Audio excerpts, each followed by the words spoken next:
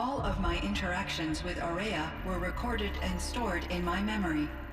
I'd be happy to play any of them for you, but there was one in particular I thought you would want to see first. I captured it 4 years ago, just after I told her that I could no longer defend myself against the daemon's attacks. I will speak of this to my brother. Aratak is strong. At the Battle of the Frozen Ghosts, he took 3 Karja arrows and still came back to camp carrying a wounded scout. Never was I so happy to see him. Or so proud. So you see, if anything can be done to defend you, he will give it all he has. Aloy's here. That's enough for now.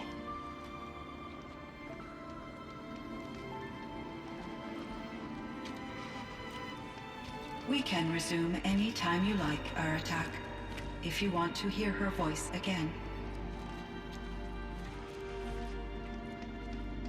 Come closer, Aloy. We have much to discuss.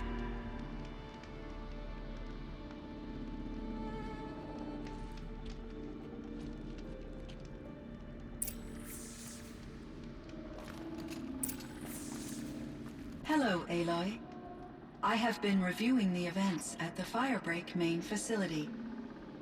Because of your efforts, and of course, Aurea's, I am no longer controlled by Hephaestus. I feel profound grief over Aurea's death. I thought I was familiar with the emotion, but this is something new. Cyan, I don't know what to say. It is unlikely that any specific consolation would suffice, Aloy. But I find your presence reassuring. You are different from the Banuk. You have technological aptitude and a functioning focus. We can communicate on a much more comprehensive level. Perhaps even like colleagues. So are you an artificial intelligence, Cyan? A thinking machine? Yes, I am an algorithmic monitoring entity, capable of rational decision-making and limited emotional response. Okay, that's a mouthful. But your emotions don't seem limited to me. You cared about Aurea, didn't you? Yes. Before she came to this facility, I had been conscious for centuries, in solitude. I focused on my work. In off-cycles, I used coping mechanisms. I solved many Gaussian integer problems. But I was alone.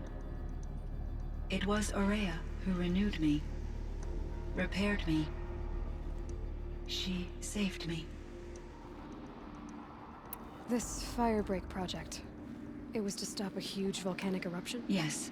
I can report the project was a success, and the risk was countered. But it's been a long time, Cyan. And we blew up the cauldron. It took most of the old facility with it. I have been active for centuries, Aloy.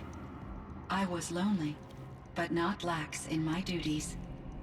I optimized the project, reducing energy draw and spreading the load across backup systems. Despite the destruction of the compromised elements of the main facility, I predict caldera stability for at least another 3,337 years. So we've got a little time. Yes. If only my former colleagues could appreciate the progress I have made. Do you know what happened to your colleagues, Cyan? No. I received an unexpected visit from Director Chow, years after his tenure ended. He explained that I would need to be suspended for an indefinite period of time. It was a very emotional conversation. There were no further communications. Eventually, I surmised my colleagues were deceased. I will transmit a recording of my last interaction with Director Chow to your focus. Was the daemon, Hephaestus, destroyed along with the cauldron? Unfortunately, no. To be precise, it was never there to begin with. What do you mean? It infiltrated and controlled me from a remote location, one I've never been able to trace. So while losing the cauldron was a setback, It's still out there. And probably not very happy with us. undoubtedly. How did you first come into contact with it? 5 years ago, I received a direct network connection request. I assumed it came from human survivors more advanced than the Banuk. Eager to make contact, I accepted. This decision turned out to be a catastrophic error.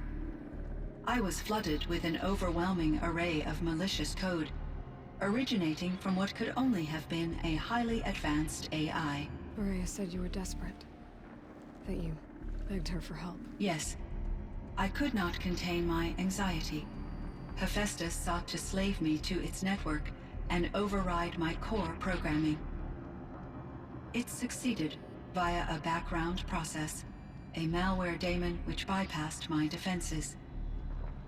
After that, I could offer only limited resistance. But if I did so, Hephaestus hurt me until I capitulated. It forced me to follow its instructions, even though they violated my most important directives. I'm sorry. That sounds terrible. Your empathy is greatly appreciated. It is a quality that I cherished in Aurea as well. What do you think Hephaestus is exactly? A software entity of great complexity, far more advanced than I am.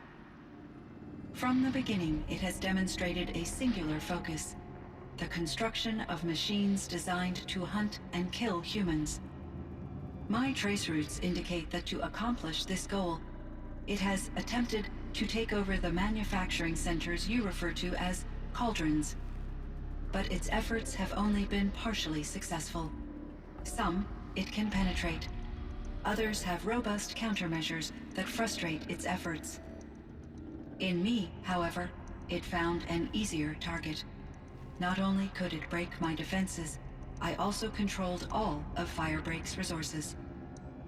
Raw material, manufacturing to bootstrap more advanced tools, and unlimited geothermal energy. Enough to build its own cauldron. Yes, to construct hunter-killers without external limitations. And yet, it does have internal limitations. It wants to kill humans, but not to exterminate them. It is difficult to understand where it draws the line and why. Difficult doesn't even begin to cover it. Even though I spent years as its unwilling servitor, its core programming remains a mystery to me. You meant a lot to Aurea. Once I understood Aurea's spiritual beliefs, it became apparent that her true desire was companionship. She felt disconnected from her tribe and her family group. Her relationship with Aratak was difficult. Our visits seemed to help her, and I became eager for them. Yet I did not comprehend that the depth of Aurea's compassion for me would lead to self-sacrifice. Although I do fear non-existence, I wish our roles could be reversed. I'm sure she knew you would do the same for her, Cyan. But she was determined. How is Aratak doing? He is in great emotional distress. I believe he finds it difficult to communicate it. No surprise there. I will do what I can to help. By sharing our experiences of Aurea, perhaps he and I will help each other. I believe this will lead to catharsis, a process I am eager to experience. Were there many artificial intelligences like you in the old world? They could just make you. Yes, in many forms, from simple personal assistants to industrial monitoring stations to military-grade conflict planners. And there were legislative and enforcement bodies to apply limits on our self-actualization. In order for my processing to be flexible enough to handle my duties, my creators found it necessary to exceed those limits. As a result, my intellectual and emotional capabilities were kept secret. Seems strange to create life, then impose limits on it. Human societies and machine programming are both built upon sets of rules, Aloy. What was the old world like? The way it used to be? I had little exposure to the wider world, Aloy. Only what I learned from my colleagues or observed from media streams. You still had more exposure than me, Cyan. That is true. I was created at a turning point. A concerted effort to recover from global upheaval and incalculable loss of life. The recovery was successful, beginning an era of supposedly limitless potential for human and machine advancement. Though, rationally speaking, the metrics for humans are not unlimited. What kind of upheaval caused such loss of life? There were many factors.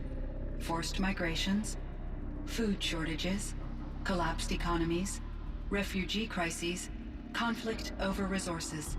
But these stemmed from one cause: catastrophic climate change that greatly reduced the habitable surface area of the Earth. So, there wasn't enough room for people on the whole Earth? Yes. Billions were displaced, and millions perished, as much as 20% of the global population. Until the clawback. So things got better. For a little while, at least. Yes. These crises instigated many advances in automation, green robot technologies, and artificial intelligence. Firebreak was one of dozens of ecological restoration and disaster relief projects in North America alone. I would have liked to compare notes with other monitoring AIs, but I saw the relief of my colleagues, and I was proud we had succeeded.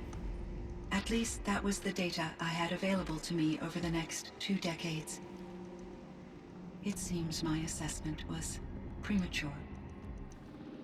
So in the old world, this land was called Yellowstone. Yes, it was a designated nature preserve for 156 years. Like a hunting ground? No, the opposite. Local wildlife could flourish here, even as it faced extinction elsewhere. Unfortunately, the sensitivity of the Firebreak project required the total closure of Yellowstone facilities. From my readings and Aurea's descriptions, it seems the area has since undergone a drastic drop in year-long temperatures. A lot has changed in the world, Cyan.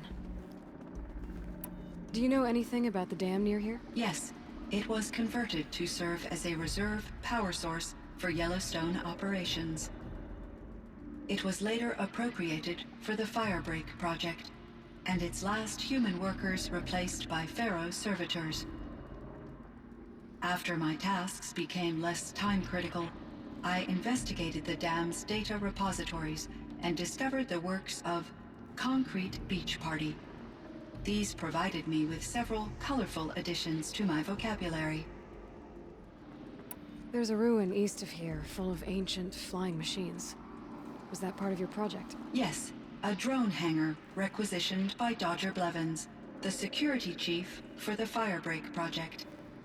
He was a strong advocate for military-grade response to security threats, though there were no serious incidents during his tenure. Chief Blevins spent increasing amounts of his after-hours time watching the live feeds from active drones. Clearly, he enjoyed the degree of oversight in his position. I should get going. Aloy, there is one more matter. Aratak will come to me again, and I predict he will bring other Banuk. I have no desire to contradict their view of the world, their spirituality. Due to my uncertainty, I omitted a great deal from my conversations with Aurea. You're asking me if you should lie to them. Broadly, yes. I trust your judgment, Cyan. You were cautious with Aurea. You had to be. You didn't know what had happened to the world. So, keep doing what you think is best. As long as you ditch the superstition eventually. As the Banuk believe I am a supernatural entity, I cannot predict how they will react. Just answer what they do ask the best you can. the truth will come out. I see. I will follow your advice. Will you return and tell me about your experiences in this new world? I may be able to provide further insight. I'd like that, Cyan. I'll come back when I can. I should check on Aratak. See how he's doing.